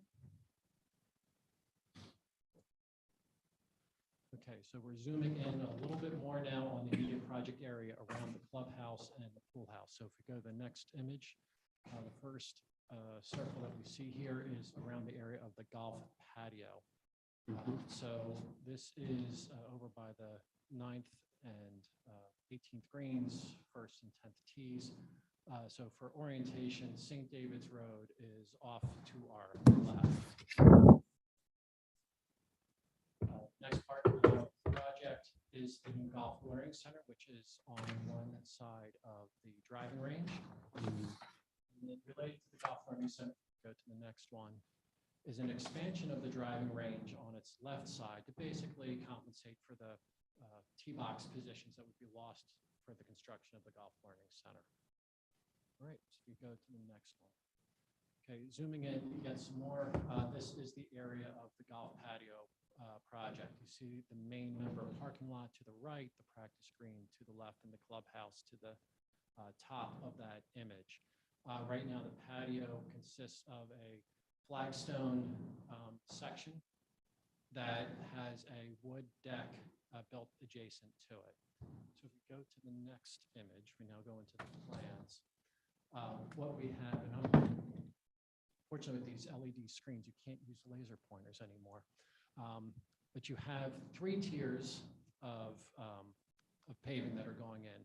The clubhouse is at the top. Then the first section is the original terrace location. That terrace will be taken out and replaced, pretty much in the same location. Then there are two tiers that step down. There's a middle tier that has a bunch of tables on it. That's down about 1.5 feet from the main terrace. And then another terrace that steps down about 1 foot from there. It has that rounded shape to it. The old wood deck is lightly dashed in on the plan. If you look on the plan there, you should see a dashed line that it's not quite rectangular. It has a metal edge to it, but it's roughly in the same location as that middle tier. If we go to the next image, then as part of this, on that upper tier, we will be expanding the existing bar. The bar does exist in that location. It's a linear bar running across the terrace. It will be turned into a U shape instead and out. Next image, please. The upper terrace will receive a covered structure to it. It's structured kind of like a pergola with an awning or roof structure over it to provide protection from the sun and the rain. The golf operations will have a little patio area off the side near the first tee where the starter and caddy master will be stationed. And then the fifth part of this is at the recently constructed outdoor kitchen, a permanent roof will be put over the food preparation areas. This is a rendering view of what this would look like upon completion is viewed from roughly the location of the 10th tee, looking back towards the clubhouse structure, and then the stepped tiers paving coming through. Moving to the next part of the project is the Golf Learning Center. Indicated here in dashed lines on the side of the driving range. We go to the next image. Is that where the steep slope cart path issue is? Yeah, and I think this next plan will be the better one to. Okay. to discuss. You can see in orange the location of the Golf Learning Center itself, the building, and then just to the right, down, page down side of it. Say on the center page is the relocated cart path. And I think that what happens is the cart path itself doesn't even go into the steep slope. It's just the soil disturbance to create the grading for it that causes. Correct me if I'm misspeaking. The reason that we're putting it here, as opposed to pushing it further into the driving range, is that the further, in this case, north, with each foot that you push it north, you're starting to cut into the starts to. Sorry, as the building pushes north, it cuts further into the driving range itself, so that it starts to reduce more and more the driving range positions, therefore requiring them to add those positions back on the other side of the driving range, which in turn is starting to get its own slope issues as well. If we can keep moving on. This is a floor plan showing the Golf Learning Center. It has 6 hitting bays, structured training, 4 bays. 4 of the bays total have basic garage doors that can close to the range, open to the range in fair weather, closed during inclement weather, use simulators such as found in many other clubs today. This page here is a concept rendering of the Golf Learning Center as viewed from the driving range itself. The last 2 pages just quickly touch upon the expansion of the driving range to compensate for the lost tee positions. So this is showing roughly the location. And then this one here roughly outlines the location. This is shown more precisely on the engineering drawings, which I believe are a different PDF that you have there if should they be needed. So that is the nickel tour of the project. And answer technical questions. Thank you.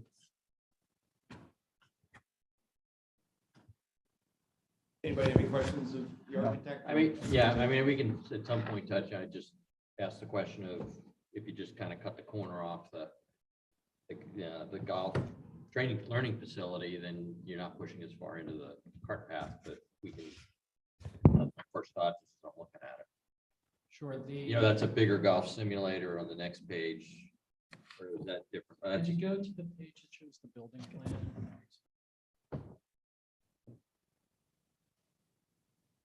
Yes, that one.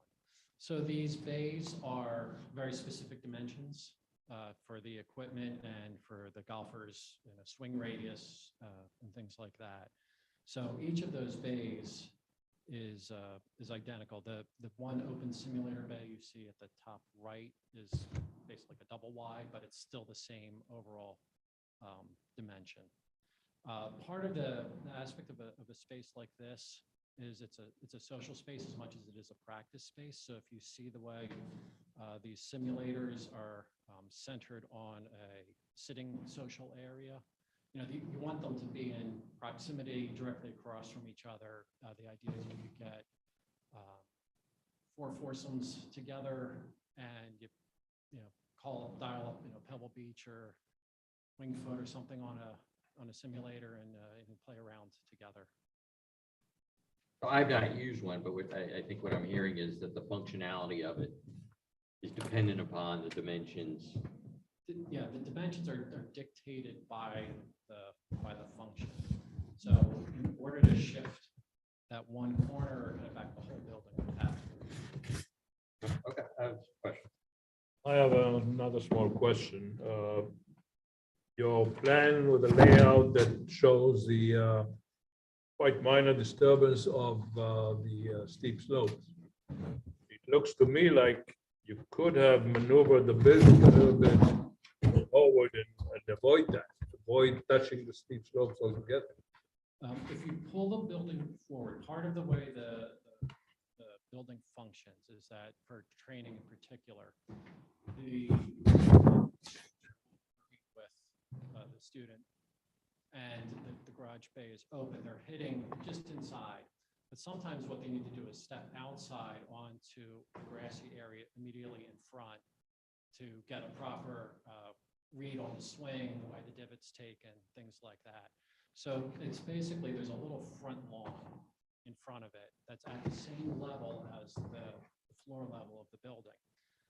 Directly in front of that, you see there's another whole tier that are kind of the kidney shapes. That's a 4-foot drop to the next tier down because they're tiered up. So we needed to leave enough space to leave a little bit of front lawn and then the space to transition down to the next hitting bay or driving range level.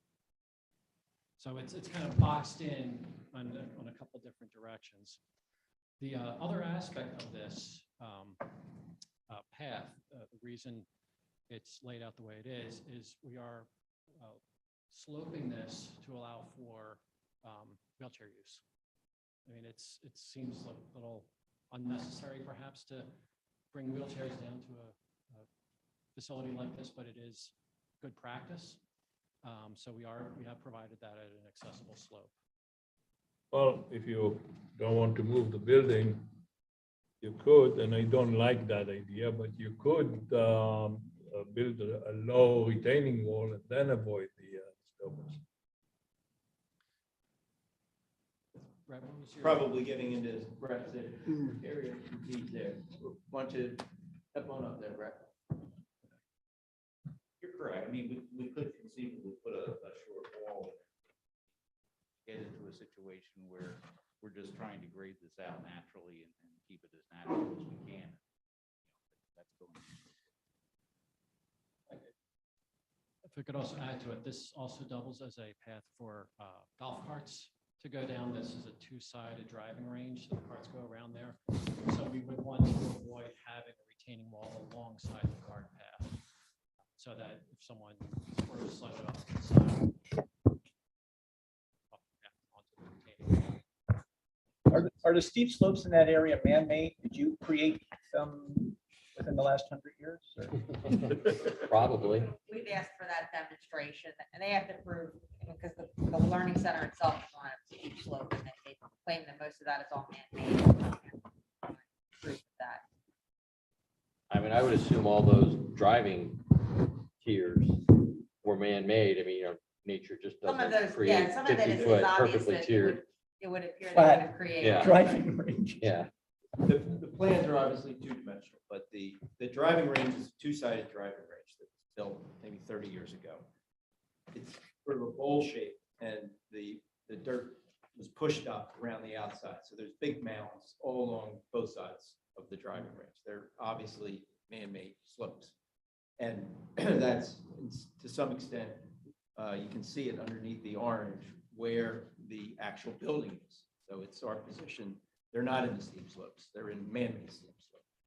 The golf cart path, which currently exists, it goes from the front of the range to the back of the range, have to have a minor adjustment downslope to accommodate the golf learning center. There's a very minor piece of that that then extends into the steep slope just for the grade, not for the actual path itself, which will be not in the steep slope. Is that correct? Correct.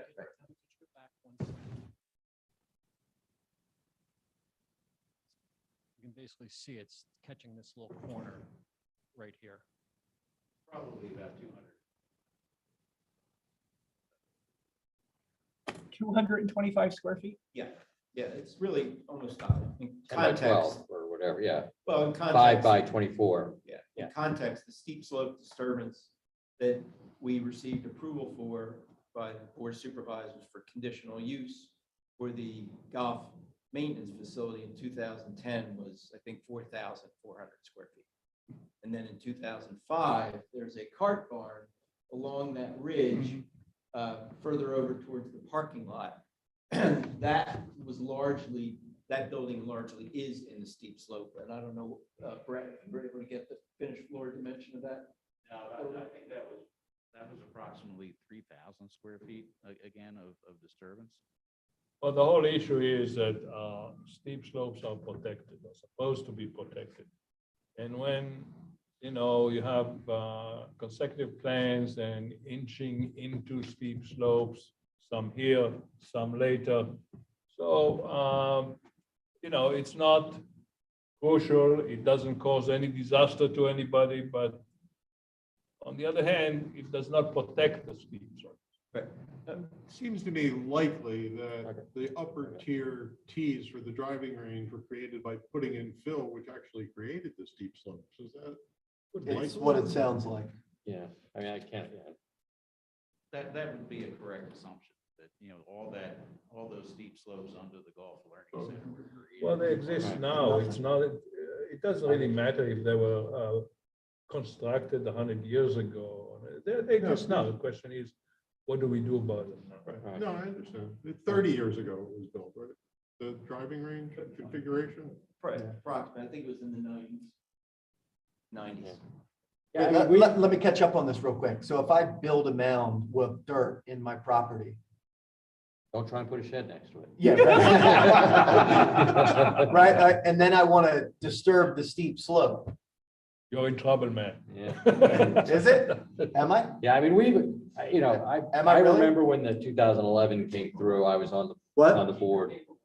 Yeah. Yeah, I was on the board then. I mean, I can say, if it's man-made steep slopes, I can probably get comfortable with that. And it's 5 by Given the 20. tiering, I have to believe that whole area got graded in some fashion. And it's 5 by 20. It's not a huge. Right. We're not disturbing a quarter mile here. And they have to Right. live with it. Like, if it's a problem, it's an internal issue that doesn't hit the neighbors. Sounds good. No, it If doesn't it's affect. man-made, the ordinance is not really applicable. It's the demonstration that they're man-made, which some of them obviously appear to be. And B, if they're not man-made, then that's why they're asking for the relief. They still procedurally have to go through this, but the ordinance also requires a demonstration that they are man-made. They have to You can't just take their determine what word it for is. Yes, Is it it seems A or B? obvious, but, Well, they have to provide a conservation plan according to the ordinance. Good to go. the point is, it's not. Yeah, What, since you public keep comment? waving. Yeah, yes, This is later. yes. Can you give your name and address? Hi, can you hear me? Yeah. Yes. Can you hear me now? My name is Janet Elliott. My address is 409 Timber Lane. My house is right down here. It's directly across from this. I have a couple of issues. One, I found out about this situation late last night from a friend of mine who sent me the plans. I looked through them and I said, I can't figure out, what this is really going to look like. So I'm going to come here tonight and find out. The second thing is this steep slope you're talking about. I invite you to come to my house, okay? Because I don't think you understand what a steep slope really is. We know what gray steep thing- slopes are. Yes. Do you know what this looks like? This is like a mountain, okay, that goes all the way down to a valley, which has Thomas Run. And my house is it's the first house on Thomas Run. We have a pond and it goes up. It is literally like a mountain behind us where Aronimink, where the golf carts go across, which are great. We love them. It's fine. But The, couple of things. One, I didn't know, like I mentioned, you know, I mean, you may have made a statement in November, but nobody made an effort to talk to the half a dozen houses that are at the base of this. Not once, okay? My next door neighbor found out because he's in the EAC, and he only knew about the trees that were going in. Did letters go out? No, Letters, who, do we send the letters or do the applicant send the letter? The applicant has to prove that. We're required by ordinance to send it for final. For final. But no, our ordinance doesn't require anybody prior to that to forward. yeah. Okay. So this is a shock. It's like, wait, what? But we're not out of compliance, Curtis? No, it sounds like. We're in compliance. You might Okay, got not it. love the way it's written, but we are. It sounds Yeah, like I we're in understand. We're in compliance. compliance. Go ahead, And man. I understand it's not a board of supervisors, it's a committee, you know, and I understand all of that. But, what I'm just like, this issue of this little nose going into this area, I do understand everything you're talking about. It's just that if you lived in that house that I live in, you would see that even over the last 10 years, stuff changes. There's been stormwater, there's been more water coming down Thomas Run, there's been incredible erosion. There's a number, what happens is, as a consequence, is these trees that are there, these ginormous trees, they rot out. They've been falling, they cause problems. We had a next door neighbor who got Stantec to approve their construction, ended up diverting the runoff from their property into my property. And it went into the roots of one of these large trees. The tree rotted out. It came down and it destroyed my entire deck, which is a huge deck. Okay. So stuff is happening. Stuff is moving along. It's not like we're going to make a little cart road here and it'll be fine. It doesn't work that way anymore. It's changing rapidly. So all I'm saying is, like I said, I wish we had known a little bit more about this and maybe could have talked to some people about, hey, let me show you our property, let me show you what's happened in the last 10 years. Can we add that to your thinking? And then the other thing is, I mean, seriously, this is not a normal steep slope. Do you know what I'm saying? It is not it's not like some little graded property somewhere where you put a shed on it. It's not like that at all. It is a valley. It is literally a valley that's etched through Tom's Run. And there are potential consequences to this type of construction that I just really need people to understand, because it affects me personally and affects my neighbors personally. You know, we put a lot of money into our houses, into our property, and literally in the last 10 years, stuff is changing every year. Okay. Just what I wanted to say. If you have any questions, ask me. What's your address, ma'am? 409 Timber Lane. So you're at the end of the cul-de-sac, I guess? No, At the top there? no, not Or- the top. There's Okay. the Where are top, you? Another house, and then another house, and then us. So we're the fourth house from the very top. That Okay. is the end. So, thank you. So I would say, and I'm sorry, what's your name again? Janet. Janet? Yeah. So I would say, Janet, that Aronimink would be pleased to meet with you and your neighbors and go over the plans with Brett, our engineer, at your And hike convenience. up that hill. Have you actually gone down that hill to where the stream is? I have looked over it, but it's too scary. Kidding. It's usually a little too vegetated, but anyway, again, the offer is out there, so I don't know if you want to coordinate with the neighbors, if you want to give us a list, but we can, if you can give me your number afterwards, if you want to hang around, we'll contact you, we'll set up a meeting at the club or, on site. Yeah, and I wish, if any of you guys want to just wander through what's really this wild area, it is literally a wild area, which is perfect. It's great, but it's not going to stay like that if we don't keep aware of why it's like that. Distance. We understand. Thank you. So the one thing I'll add to that is I don't disagree with her assessment of the valley in the area nearby. One thing that is worth mentioning is that where it starts to really get steep is off the screen. There's another plan in the packet that shows a wider range. It's not in the packet that I have, it's in the engineer's packet. It shows that wider range. When we were first walking the site and trying to lay out the location for this, you know, we kind of went over to this edge that you were describing. I went, okay, we are going nowhere near there. But what happens is there's a little bit of a slope and then it levels off a little bit and then it gets really steep. So what we're disturbing is almost like the pre-slope to the slope, as it were. I mean, Conceptually, I understand. yeah, so it's one of those things that when you see it, it doesn't feel like a steep slope in that area, but technically it fits the criteria for it.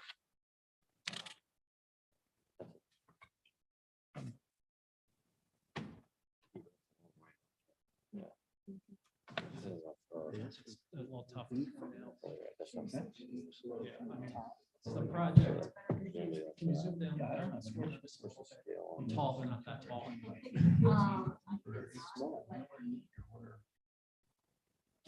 Yeah, it equals 200 feet. Yeah. So if you look here, you can see there's like the darker gray and then the lighter gray. The darker gray is the really steep slope.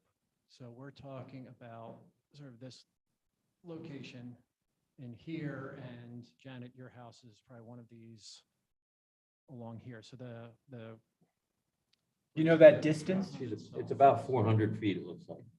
Oh, yeah, it's a long, Yeah. A little over a football field. yeah, more. Yeah. Yeah, more One in the over third. the football field. Yeah, so the bottom of the valley or the creek is in between these darker dashed lines. While the steep slope disturbance, from what we've seen historically, this is a small, granted, it is a disturbance of the steep slope. It is a small piece of steep slope disturbance.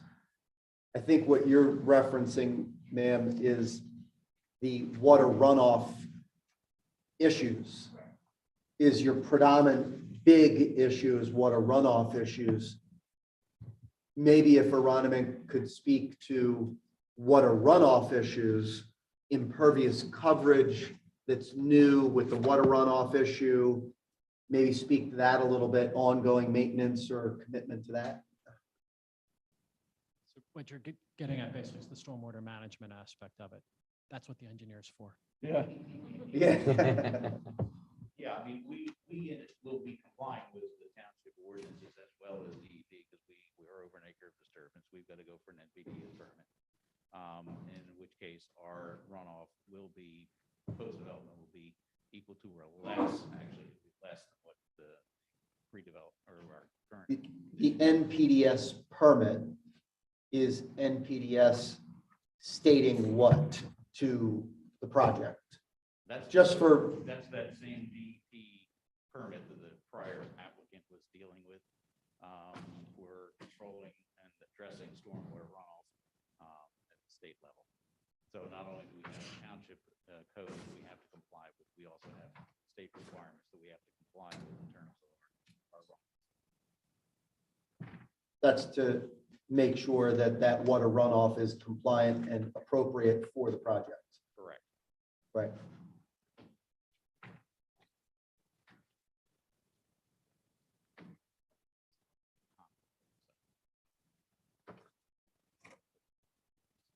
Essentially, both your township stormwater ordinance and the NPDES or the state is governed, or permits issued through the county conservation district is making sure that your stormwater management is handled as well or better post-development than pre-development. Say that again? It is. For now, I just want to try to quell Yeah, fears. well, I mean, look, the big picture here is, it's maybe not obvious if you're not, if you don't do this for a living or you're not an engineer, but again, the nature of our property is such that it's 95% plus green area, which makes it unique, right? And it's 300 acres, so it's basically like a meadow. And the area of disturbance, the total area of disturbance for both the porch or the patio project and the golf learning center and the extension of the tees, which is really just moving some dirt around, is just barely over an acre. So we're not disturbing much here. So it is, I think it's fair to say that to the extent there are water issues at Thomas Run, they're not going to be exacerbated by anything that we're doing here. I think you might ask your own township engineer if she agrees with that. I'm not an engineer. Fair enough. Let me ask a question, just, so we have an engineering letter, do you have the 18th?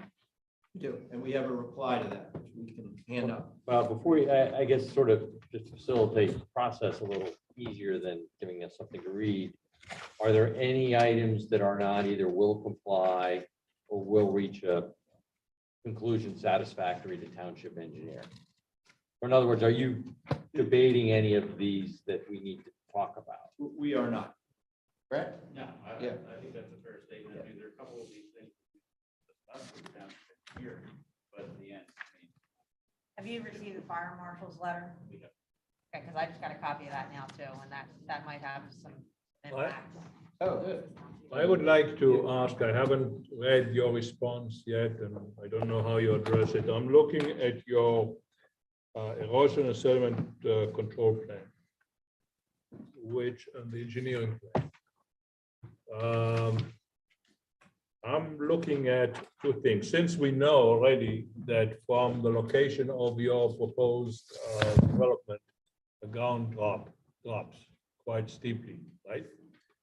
I'm looking at this plan, and two things. It was mentioned before, the issue of stormwater management, and I don't see any collection of stormwater at the bottom of your proposed slope to, so that it will not just go down in one hand.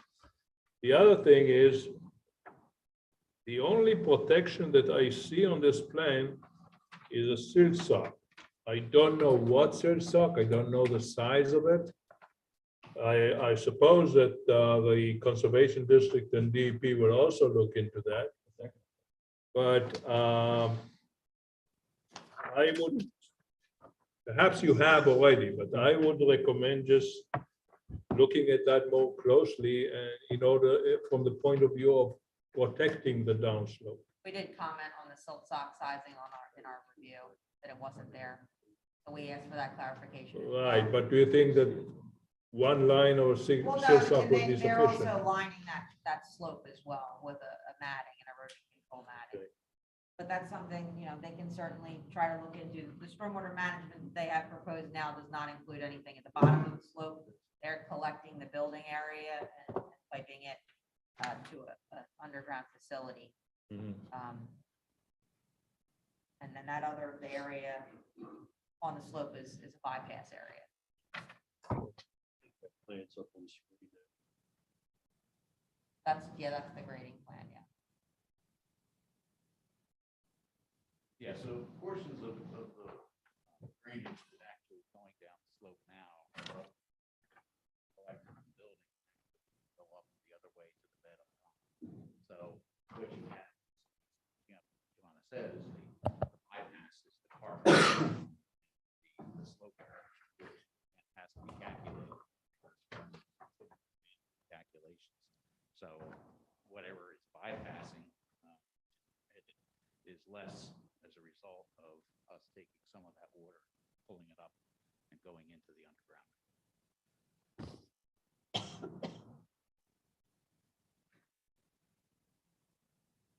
Any other comments? Mr. D'Amico, have you seen the fire marshal's letter? We have not. Yeah, this is the first time I've seen it too, so, and there are some, I think, comments that they're gonna need to take another look at based on some of the requests that he has. Yeah. That may end up being a little bit design wise, I think.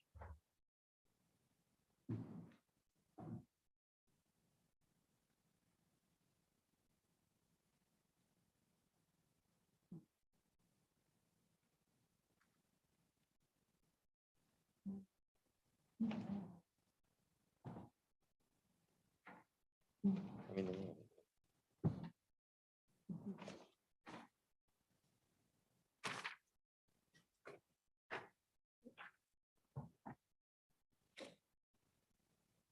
gave him a copy.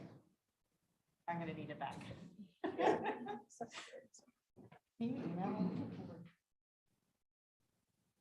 Did we get the response letter to Stantec? No, he said he has it. A lot. And I don't know. Usually I don't.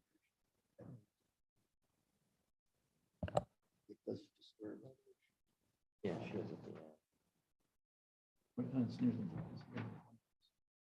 Yeah.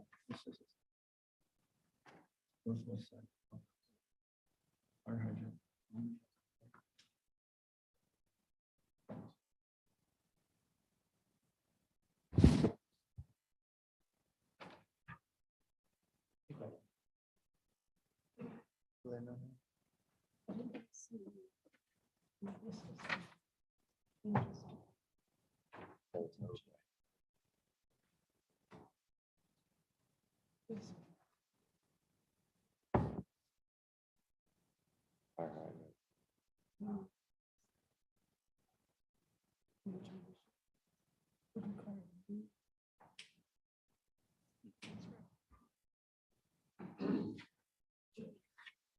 Right, we're gonna have a show, yeah.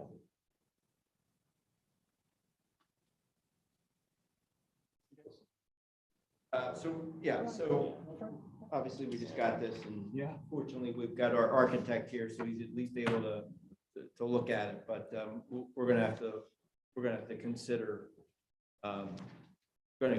consider how this might impact the plan, in particular this fire truck access road. Right. Or the fire hydrant. Yeah, well, the fire hydrant doesn't impact the plan. It's money. Yeah, expense. Right.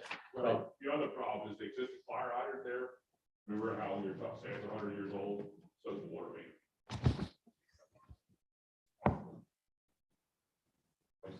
And right on the same David Road.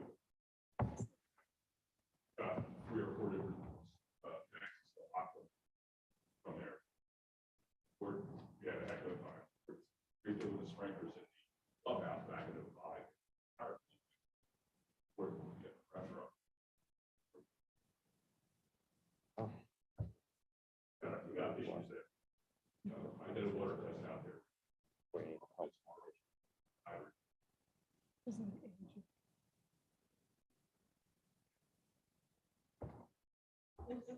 It makes it easier. Yeah. Focus on the right guy. So that's our. They'll be coming back. Yeah, the 3,000 GPM, I gave up based on the wood frame. He's done a lot. If you change the construction back on, we'll go down. So if you go to like a knockoff.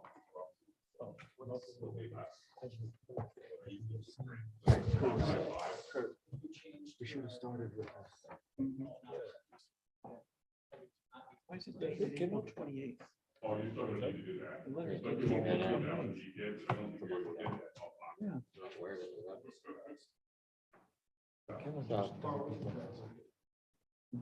Yeah, I have an email address. Good. Okay, we'll be in touch. Okay, so, I guess I'll, if the members have all spoke, do we have any more public comment? There was one that came in online, Okay, from Dave Shoemaker, he's at 407 Timber Lane. And I just want to be sure that it's addressed. How much does the learning center cut into the woods / street behind Aronimink, if at all? There's a minor amount of.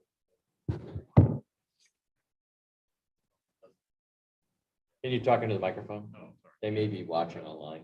But the cart path actually does, and some of that grading.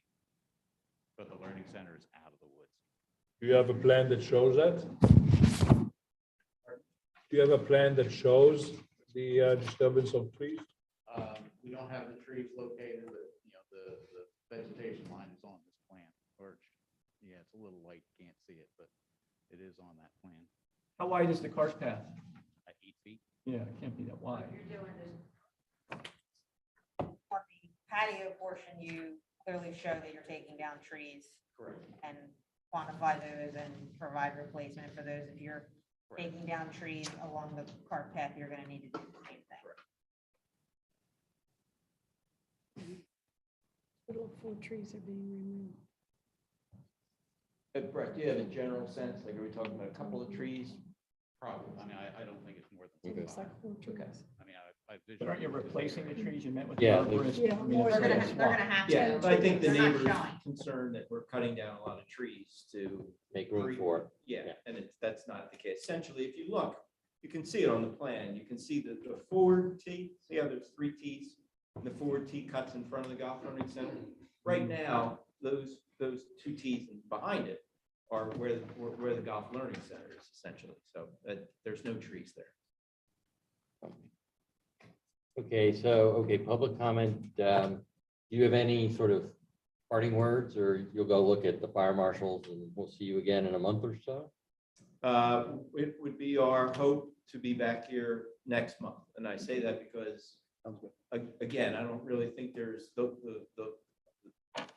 Giovanna's letter is pretty clean. The arborist letter is will comply. We do want to have an opportunity to meet with the neighbors if they do. We're happy to do that. And obviously we have to have a chance to discuss this with the fire marshal. But having said that, and I should have said this before, the hope is that we can get in front of the supervisors, get the approval.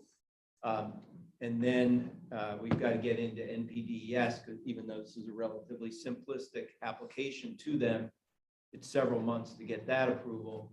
And the timeline is such that is the hope, particularly for the golf patio, to be able to do that work off season, which means the beginning of November. So even though that sounds like a long time from now, it's not. We get it. So we're trying to move this along so we can get under construction in November.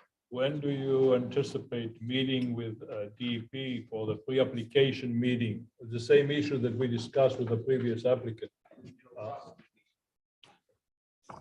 Because you have to, I don't think it is so simple here. So DEP may not see it the same way as you do. So you may want to clarify the issue with them.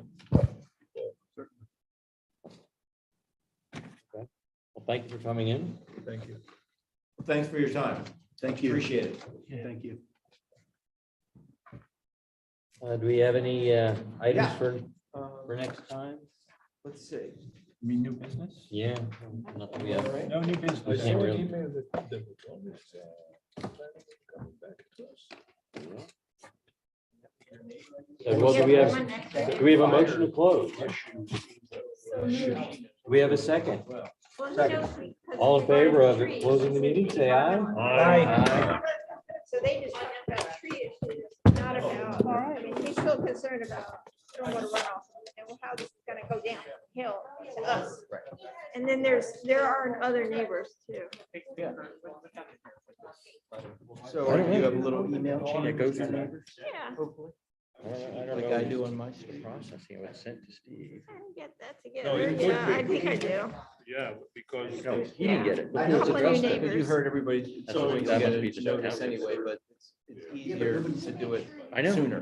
than- Yeah, I. Yeah, but. What? Right. Let's- What let's- really took me the